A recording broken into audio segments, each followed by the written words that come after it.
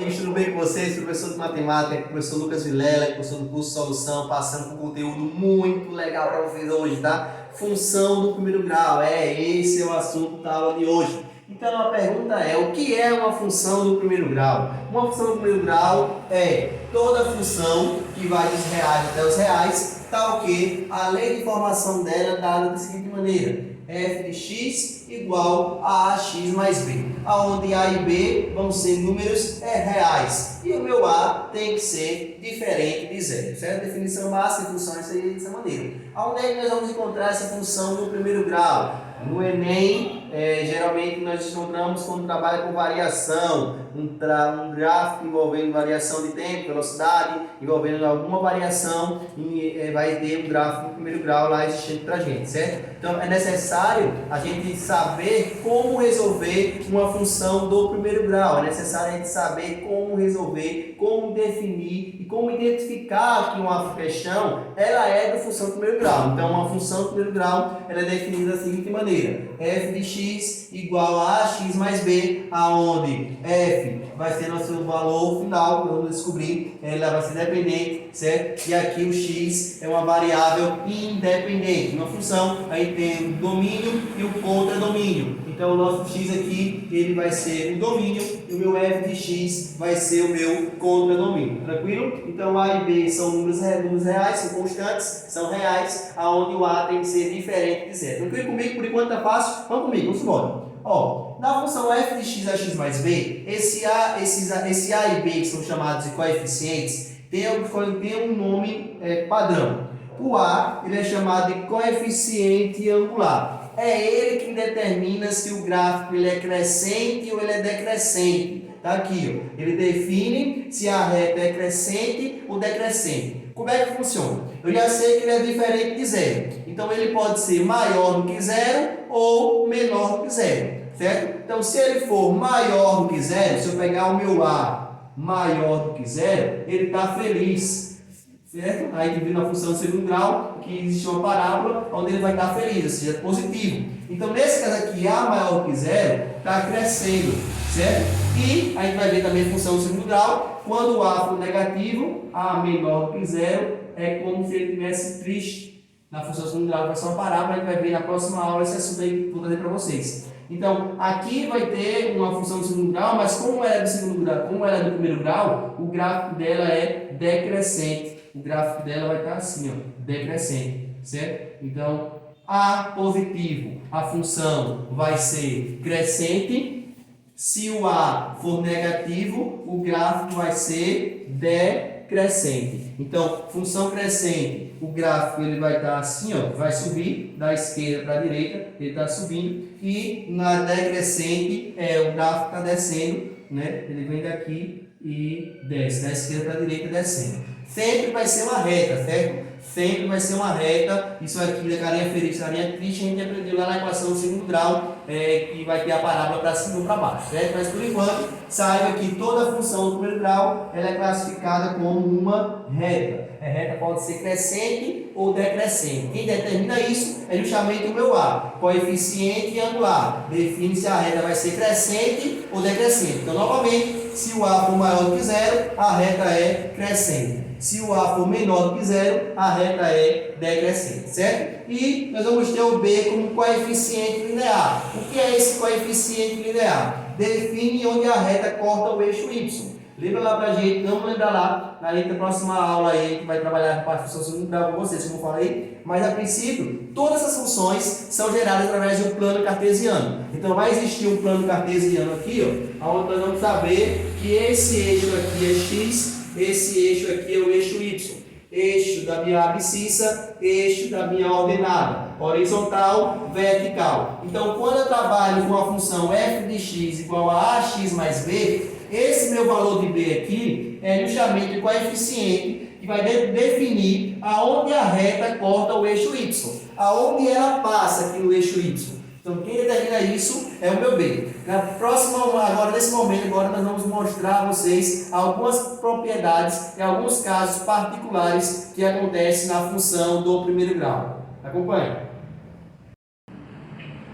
Aqui nós vamos mostrar que o gráfico vai ser sempre uma reta, como eu falei a vocês. E aqui traz um exemplo fácil para vocês entenderem como é que funciona. O que é que vai acontecer? Ó, raiz de uma função afim, que é justamente o primeiro grau, sempre vai ser classificada da seguinte maneira. Se a questão pedir lá, encontre a raiz da função.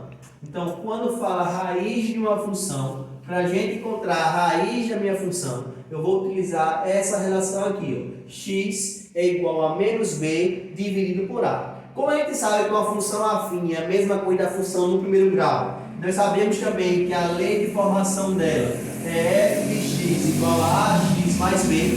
Então vamos fazer o seguinte, nós vamos saber que o a, nesse exemplo aqui, é 2, nós vamos saber que o b, esse exemplo aqui, é 8. Então como a minha fórmula é x igual a menos b sobre a, eu posso concluir que x é igual a menos, quem é b? B vai ser 8 dividido por a, que é 2, certo? Então nós vamos ter menos 8 sobre 2. Se eu dividir menos 8 sobre 2, isso aqui vai dar menos 4. O que isso quer dizer? Que ele vai cortar essa função aqui, vai ter como raiz o x igual a menos 4. Então se eu quero construir um gráfico, como é que eu vou construir o gráfico da função do primeiro grau dessa maneira? Seguir o seguinte padrão. Nós sabemos que o gráfico é construído através de um plano cartesiano, onde aqui é o eixo x, aqui é o eixo y. Nós sabemos também que esse valor de b é o nosso coeficiente linear, ele significa onde eu corto o eixo y. Nós sabemos também que o meu a aqui ele é positivo, então a minha reta vai ser crescente, certo? A positivo, a reta vai estar crescente.